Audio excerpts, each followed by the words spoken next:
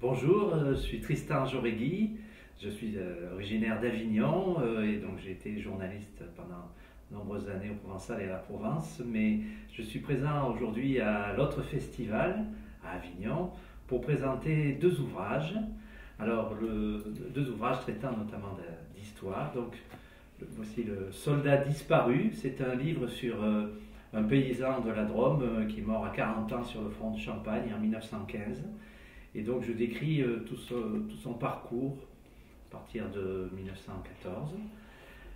Ça me permet aussi de rendre hommage aux poètes et aux écrivains de la guerre de 1914-1918, notamment Guillaume Apollinaire et Blaise Cendrars, qui étaient présents à la bataille à laquelle participait ce soldat drômois.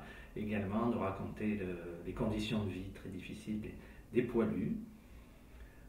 Cela me permet aussi de parler du problème des soldats disparus, puisque sa famille n'a eu l'acte de décès que 6 ans après sa disparition, en 1921. Et le livre se passe également dans la Somme, près d'Amiens. Alors j'ai toujours été passionné par la guerre de 1914-1918, et donc j'ai pu durant plusieurs années faire des recherches dans plusieurs régions de France, notamment dans la Drôme, pour faire ce parcours aux côtés de Marius Milon, le soldat disparu, originaire de Grames, dans la Drôme. Donc, je vous présente également un autre ouvrage à l'autre festival. C'est aussi de l'histoire, mais vraiment très différente de la précédente. C'est Canberra-Béraud, la famille rugby. Donc un livre qui s'étend sur 100 ans, car la famille Canberra-Béraud, qui était originaire au départ de Saint-Vincent de Tyrosse dans les Landes, est venue s'installer dans les années 50 à La Voulte en Ardèche.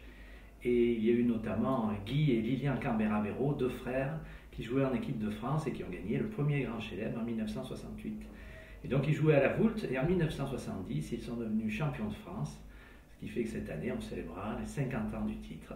Et ensuite, il y a eu également Didier et Gilles Canberra-Béraud, Didier Canberra-Béraud notamment, qui a joué la finale de la Coupe du Monde à l'époque de Serge Blanco.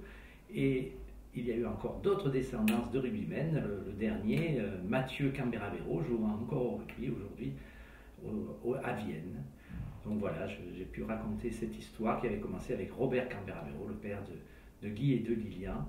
Et cela m'a permis de parler notamment du rugby, comme je dis, le rugby d'antan, c'est-à-dire le rugby des années 50, 70, 80, le rugby amateur, et qui permettait à des petites villes de participer au championnat de France de première division, comme la Voulte. Et ta présence donc aujourd'hui à ce festival, comment la résumer? C'est ta passion de l'écriture? Oui, alors bien sûr, c'est ma passion de l'écriture depuis toujours, depuis tout jeune. Et là, je suis très heureux, ce sont mes deux premiers livres. J'espère bien sûr en faire d'autres, toujours avec cette passion pour l'histoire. Donc j'aimerais aussi faire des biographies, toujours raconter comme ça l'histoire notamment de cette période dont j'ai parlé avec le rugby des années 60-70, car je suis également passionné de chansons. En fait, je suis chanteur de rock et auteur-compositeur. Donc voilà, ça me permet d'allier mes deux passions. Bah écoute, merci beaucoup pour ce petit moment. Merci beaucoup. Et puis au plaisir peut-être à la 3e édition. Voilà, alors là, je serai très heureux de participer l'année prochaine à l'autre festival avec, je l'espère, un nouvel ouvrage, mais pour l'instant, je n'en parle pas parce que c'est quelque chose vraiment qui me tient à cœur. Merci beaucoup. Merci.